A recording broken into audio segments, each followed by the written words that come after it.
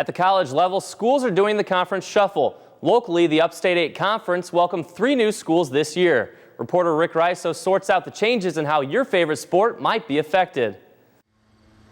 Geneva and Batavia are new members to the UEC. So is Metea Valley.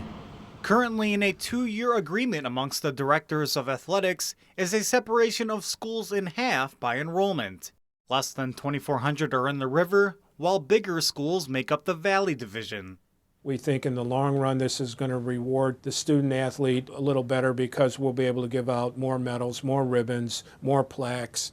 So there will be a conference champion in each division for most sports.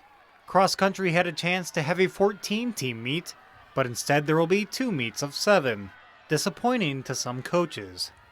We would rather not split the conference. Like the cross-country coaches would rather run one full race. We're going to miss some very, very good teams on the other side. We were excited about teams like Geneva and Batavia joining the conference, and then it turns out we won't actually ever see them. Now as for football, the UEC will guarantee 2 of its teams in the playoffs, thus strengthening the conference as a whole. I think what it's done is create 2 very strong divisions where you're going to have 3, 4, sometimes 5 teams that are going to be in the playoffs out of both of those divisions, and I think it's a great thing. Teams that make the playoffs coming out of both divisions are going to be ready for the playoffs because it is so well balanced.